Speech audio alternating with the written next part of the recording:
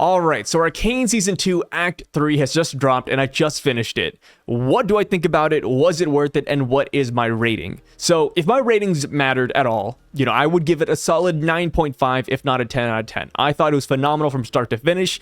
The art style, the music, the choreography, the storytelling, the characters, I just loved everything about it wholeheartedly. It's not without its complaints and flaws. I will get into that here in a little bit, but I don't think the flaws, at least in my opinion, were big enough to bring down my ratings, right? I can't dismiss how great of a show this really is. So was it worth it? 100%. Season 1 was strong. Season 2, in my opinion, was just even stronger, which I know might be a hot take. So now into spoilers and just talking about the 3 episodes we just got. I kind of want to tackle this chronologically. Obviously, I watched it in the morning when it released, and now it's 5 a.m. at night my time. So will I remember every single plot point?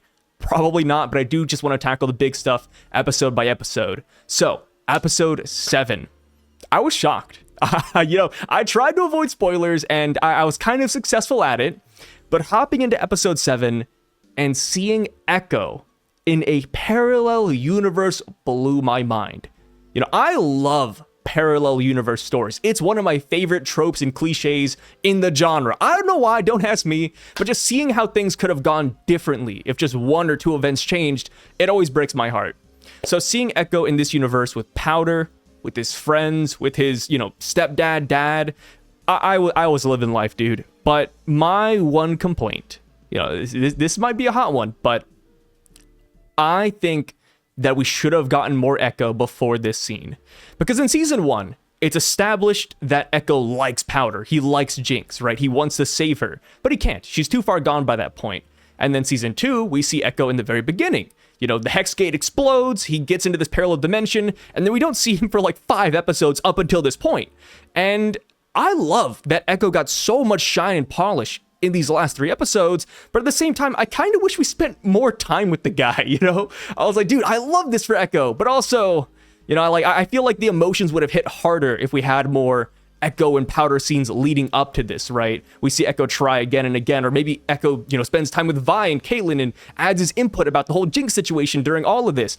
I think that would have been phenomenal. So when we got these Ekko Powder scenes, I was touched, but I was like, okay, I'd be bawling if we had more though, you know what I mean?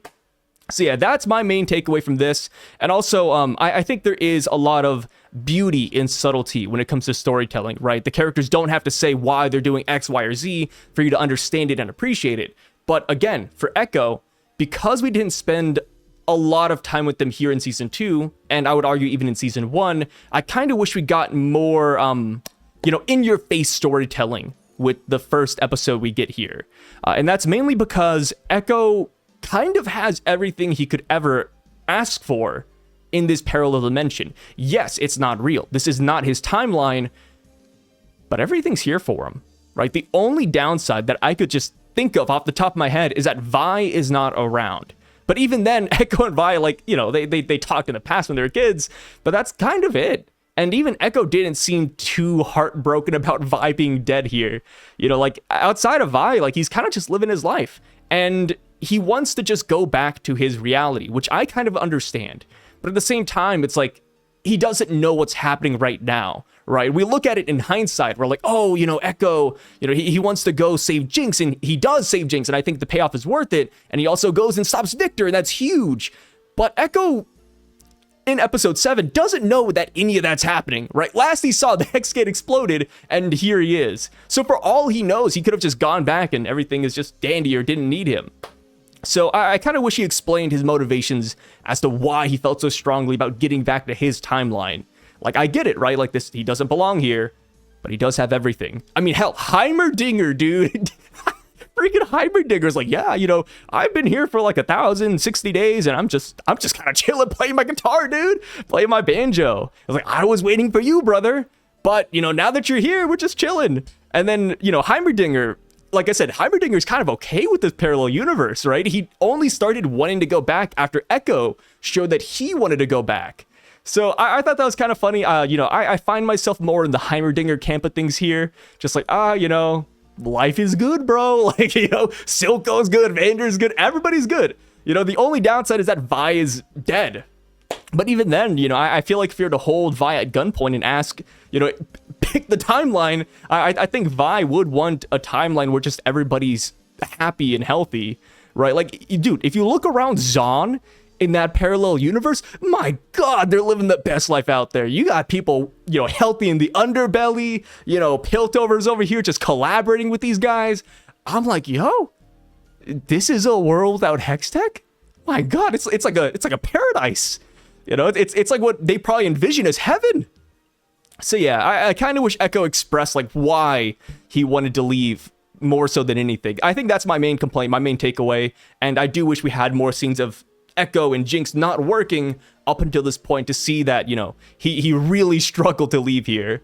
And I thought it was kind of funny that we almost didn't get the dance scene, which I thought was amazing. You know, when Ekko and Powder were dancing, we almost didn't get that. Heimerdinger had to force this guy to go, saying, hey, you know, like, the best minds work in solitude. It's like, okay. All right, so real quick, I'm coming in here while I'm editing this video, but I feel like I didn't express my complaints with Ekko well enough. So I wanted to come back and just reiterate it one last time. But like for Ekko, right, like he doesn't really have too many motivations to go back. So I kind of just wish he told us his side of things. Like, oh, I need to go back because I'm worried about Jace, or I'm worried about, you know, my Jinx, or maybe my Jinx might die soon, which, you know, he goes back and he stops. So like, I wish he kind of put more of that in, or maybe even, oh, you know, my universe needs the Hex Tech, right? It needs this to stop Victor from destroying the world. But since he doesn't know that any of that's happening, it does make me wonder about his motivations. It feels like he's just going back to go back, right? He just feels like he doesn't belong here. But in reality, he kind of does. I think Ekko does deserve a happy ending. He does deserve this parallel universe, which I think I talked about it here in a bit. But, you know, we get the scene where he's sitting with Powder and they're like looking at the fireworks in the sky and it's beautiful. And then we go to the end and it's like, Ekko's sitting by himself with nobody there. You know, he has that little piece of paper, you know, that's supposed to say that Jinx is gone, essentially. And it's like, brother, I don't know. He's a stronger guy than I am. You know, if you put those options in front of me, I probably would have stayed in that parallel dimension, bro. Like, you know, what happens over there? Hey, I don't know. You know, the less I know, the better. And I think that's one of the things with Ekko. Like, did he know that he was needed there 100%? Because in reality, the Hextech could have told him that they need him, but we just don't know. So that's kind of where I'm hung up with this Ekko scene. But yeah, overall, I just really loved these last 3 episodes for Ekko. It may sound like I'm complaining, but I'm not. I kind of just wish we had more, which I think is going to be the main theme of this video. I wish we had more episodes to flesh out some characters and flesh out some storylines and endings. Arcane season 2 ended with 9 episodes. I genuinely think it needed 11, if not 12. Like, I really think they needed to like take their time and ease into some of this, because a lot of the cuts are kind of drastic. Which I will say this, we did have a cut in episode 7, which was drastic, but I thought it was really well done. And that was the cut from Ekko and Heimerdinger to Jace. I thought that was hilarious. Dude, these guys are living their best life in the parallel universe, man. And then we go to Jace and this guy's in hell. Dude, he's in an alternate reality where Victor wins and everybody's dead. You know, he's walking over here, he's seeing the shadows, he's seeing, you know, dead bodies. He fell in a cave and, you know, splintered his leg. He couldn't get up for like what seems like months. Holy hell. And then he sees the ghost, well, not ghost of Victor, but he sees like future timeline Victor, and it's just absolutely insane. You know, like this guy is just doing the complete opposite of what Ekko and Heimerdinger are doing.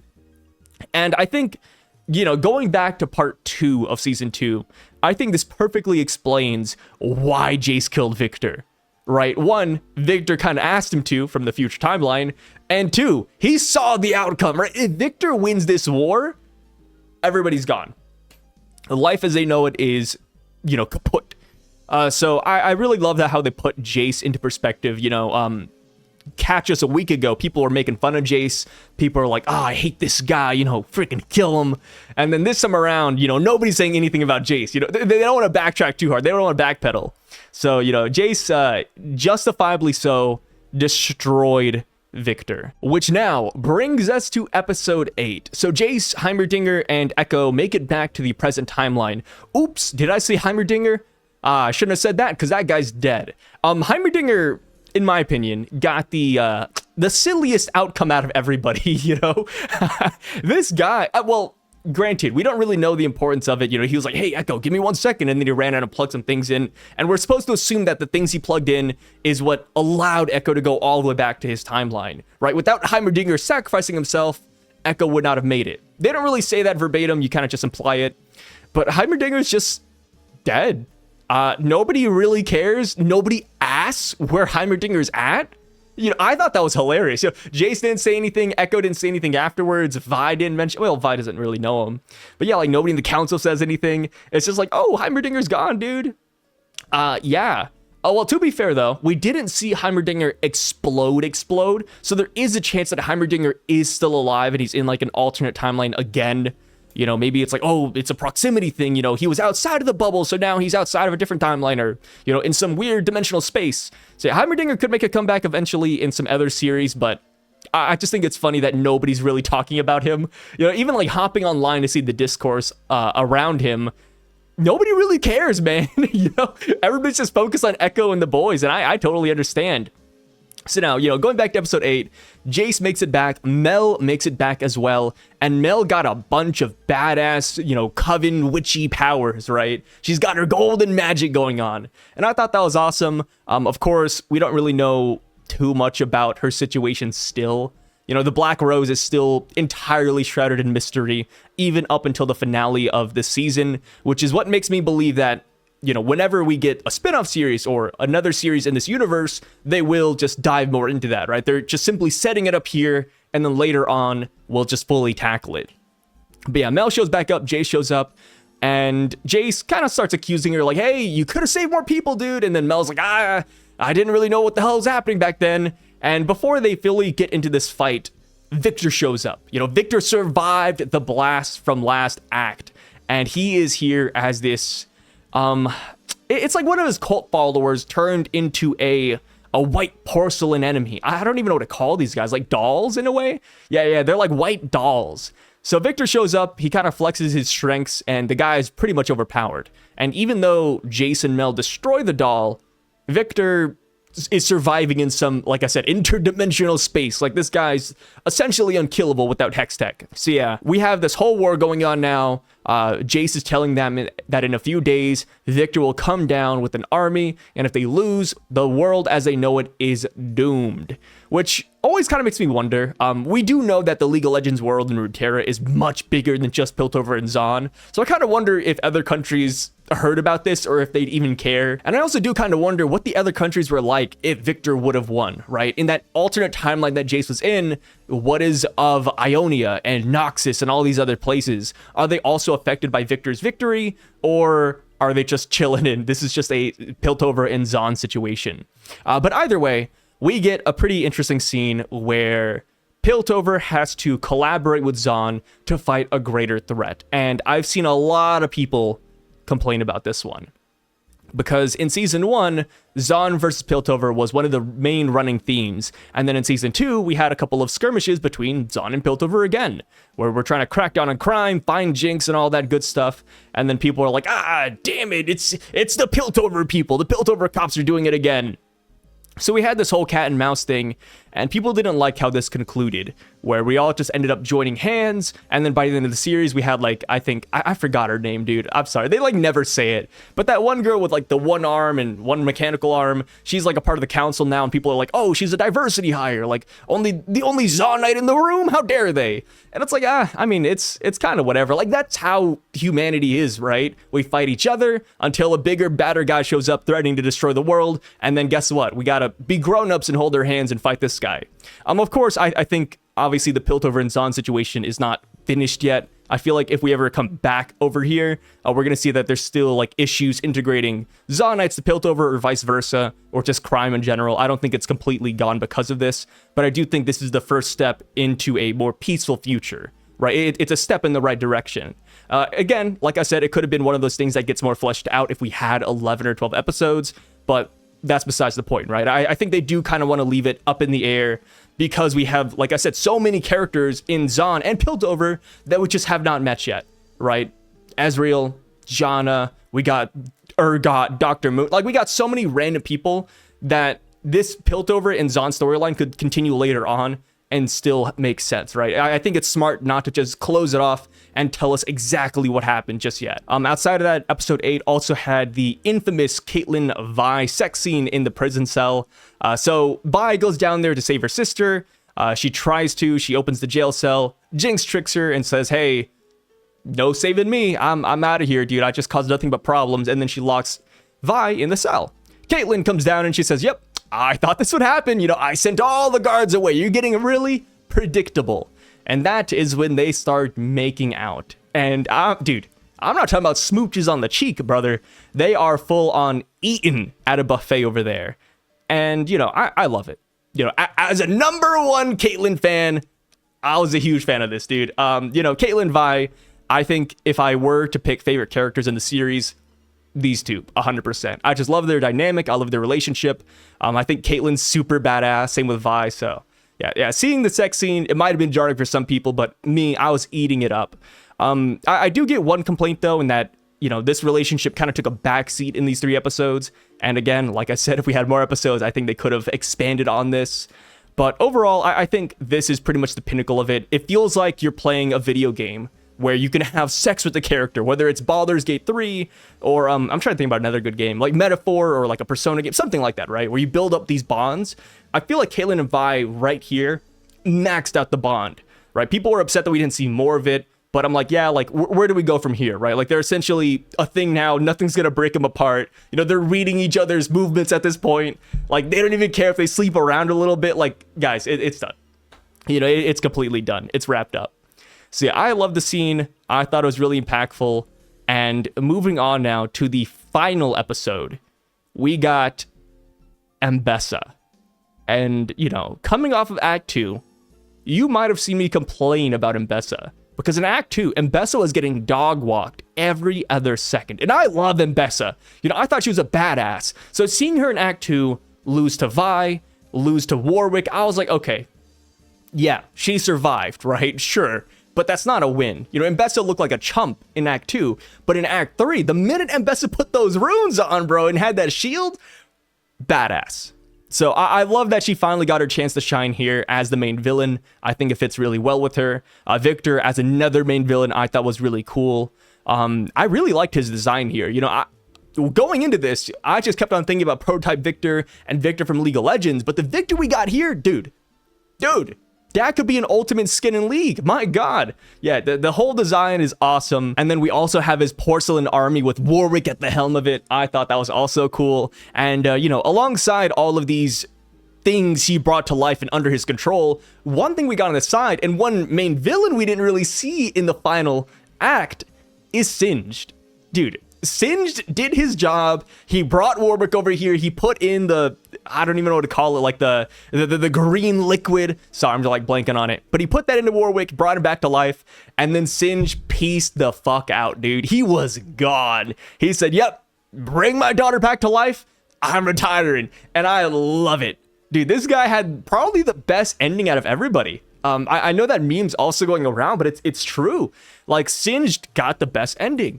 He's home, he's alive, he's not healthy, but he's there. And guess what? His daughter's there, Orianna. We see her at the finale, and it's cool. Hopefully we see more of her in the other series moving forward. I think it'd be a really interesting plot point to see if Orianna's cool with what her dad did to get here and to bring her back to life. But of course, like I said, that is a side story we could tackle at a later date. And that is why, again, I think we could revisit Zaun and Piltover in the future. It makes just the most sense in my opinion.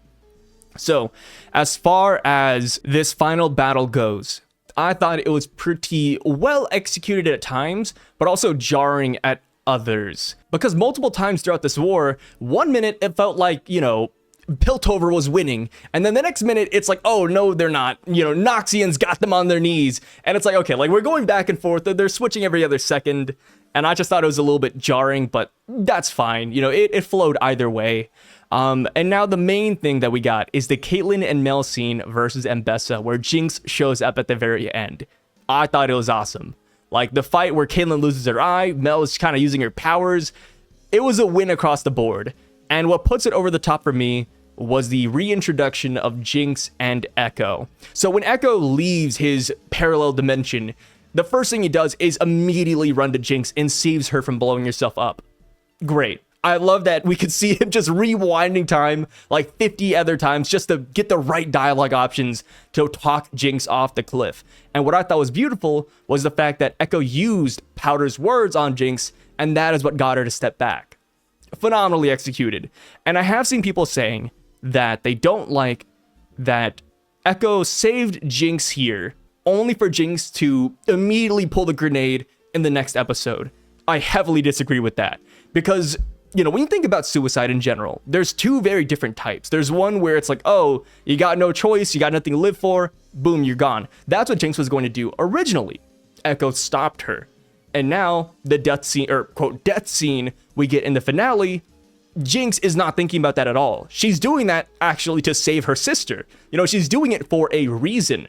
So I thought it was great, well executed. You know, it really gave her a time and place to die or feel worthy to die. And I thought it was just good overall. So now, Ekko.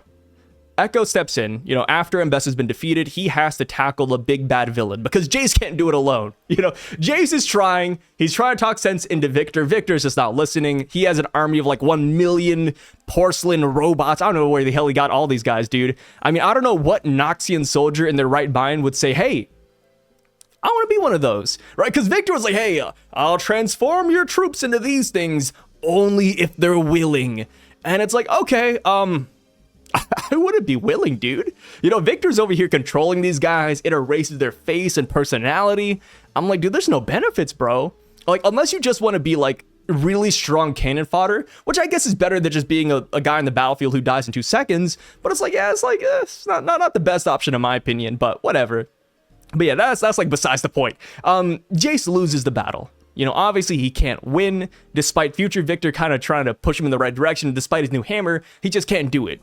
And that is why we need Ekko with his parallel universe hex tech. Again, like I said, in hindsight, or I guess like, I don't know the good way to put it, but like, you know, looking at it now, Ekko coming to our timeline is pivotal in our success. Without Ekko, none of this would happen. But at the time Ekko was in the parallel universe, he had no clue that any of this was needed or was going on. So, like I said, bananas, potatoes. But yeah, Ekko comes in, he dodges all the porcelain robots, and he throws the Hextech core at Victor, which leaves him vulnerable for a few seconds. Vulnerable enough for Jace to come in and talk no jutsu this guy down the cliff again. They end up holding hands, and Victor catches a glimpse of what Jace has seen. And he's like, yo, you're right. You know, like, maybe I do need to be stopped. Wait a minute. You know, not only does he see that the world is in ruins, but he also sees that, you know, this different dimension version of him realizes that he's wrong. So, you know, there's no better person to tell you you're wrong than you. You know, like, imagine looking in a mirror and you from the future is like, hey, don't do it, man. Don't do it, dude. You're gonna regret this. So yeah, Victor, he saw that and he was like, okay, maybe this is it. Maybe I am actually kind of cooked. So he gives up control. Everybody comes back to their senses. And now this just leaves the final battle between Vi and Jinx versus Warwick. I kind of already, you know, screwed the pooch on this one, but Jinx ends up sacrificing herself for Vi, falls down with Vander, and she, quote, blows herself up and dies. I don't think she's dead. You know, call me a conspiracy theorist, but I think there is a lot of reasons to believe that Jinx is alive. You know, I've seen the frame by frame. People are like, oh, when you see the explosion, there's like this pink lightning, you know, one singular pink lightning strike leaves the building, and that's gotta be Jinx. And it's like, okay, that's pretty fair. That's not bad. And then we also have the ending where Caitlyn is, you know, looking with her one eye at the map of the building where Jinx blew herself up, and she ends up smiling near the end, or at least smirking a little bit. And it's like, wait a minute, like, why? First, why the hell is she looking at this? And two, what is she smirking about, right? So I do think there is reason to believe that Jinx is out there somewhere, and that is what Caitlyn figured out at the very end. She just realized that there might be hope for Jinx's survival. I doubt she has like concrete evidence, but I think Caitlyn and Vi are just looking for her. And they kind of talk about that too at the very end. They kind of talk about not giving up, you know, just pushing forward. And yeah, I think they're on their way. And then plus when we had that ending scene, we have like an airship leaving Piltover, and it's like, who's in there, right? It could be Caitlyn, could be Vi, could be Jinx. No clue. And then, of course, like right after that scene, we have the end screen, which is written by Jinx, which, you know, obviously Arcane, a lot of the font is written by Jinx. But again, that could be another hint that Jinx is out there. Granted, even if Jinx is alive, I don't think we're going to see her anytime soon. I think it will be a couple years before Riot decides to tackle them again. You know, Riot has made it abundantly clear that Arcane is over. You know, this story is over for now. You know, if we come back to these characters, it will be under the premise of a different show. So yeah, I don't think we're going to see them for a hot minute, which now leads us to the cliffhanger. You know, the teaser as to where we might go next. Because at the very end, these sons of guns, man, these guys, these sly dogs, they put a crow in here. They bring a crow to the council meeting. And, dude, without the crow even opening the extra eyes, I knew who the fuck this was. I saw it. And I said, Swain? Swain? So I was watching this with my wife, and she doesn't really understand the world of League of Legends. You know, I thought about getting her into the game a couple times, but I said, no. You know, if I wanted to give her cancer, I'd probably just, you know, feed her microplastics, you know? I don't want to do it like this. But she was like, oh, like, that's it. Like, Noxus is done, you know? Like, M.P.E.S.A.'s the big bad villain. And I was like, no, babe. You know, no, sweetheart. Noxus is fucking massive, dude. It is like a Game of Thrones region over there. And I was like, yo, like, Swain isn't even like a main, well, he's a main character of Noxus, but he's not even like the main focal point. So the fact that they're teasing Swain here, I'm like, dude, are we going there next? Because I think Noxus, Ionia, like all these places could make banger TV shows. So yeah, I think we're going to Noxus next. There's no reason for them to tease it at the very end if we're not going there next. You know, that would be like the biggest blue balls of the 21st century if they just skip over this. So yeah, I think we are going to Noxus. I would love to see Swain. I would love to see, you know, Darius. You know, give me all of these boys, man. Yeah, it's gonna, we're in for a ride. And of course, with the Noxus tie-in, this could also bring us more of Mel. You know, we love Mel. We love Mel here, guys. This is a Mel household. So yeah, I think Arcane definitely set itself up for that. And now we just gotta wait for the next series to be revealed. But yeah, overall though, like I said, I really enjoyed this series. I thought these last 3 episodes were pretty phenomenal. Of course, outside of all this, I guess the only thing I didn't really talk about was Warwick, and that's because we didn't really spend a lot of time on him. You know, he came back as this crazy indestructible monster. You know, he fought Vi and Jinx, and then we saw Jinx try to explode herself. I think Jinx is alive. But as far as Warwick goes, I don't know. I feel like that blast wouldn't be enough to kill him. You know, considering the fact that bullets bounce off of him like Superman, I doubt an explosion or a grenade would really do him in. So again, I wouldn't be surprised if Warwick makes a comeback. I wouldn't want him to see Vi or Jinx again. I think that'd be just redundant, especially if there's no Vander left inside of him. So yeah, you know, throw Warwick into a different series, you know, have him still be the Beast of Zaun or something like that. But yeah, overall though, like I said, this show, I'd give it a solid 9.5 out of 10. Like I said, there's a lot of complaints I have about it or things I would have done differently, but it's not enough for me to like actually detract from the show and bring down the grade by any means. I thought it was phenomenal across the board. The soundtrack was great. You know, I'm over here like looking at the playlist. I'm like, okay, you know, what should I add to my daily likes? You know. But yeah, overall though, guys, thank you so much for watching this video. Really appreciate it. You know, I was just over here rambling for what, 30-ish minutes. So I appreciate you guys sticking by. And I'll catch you guys for the next movie or TV show I end up watching. If you guys have any recommendations or if anything's coming out soon, let me know in the comments down below. And I'll catch you guys later. Peace out.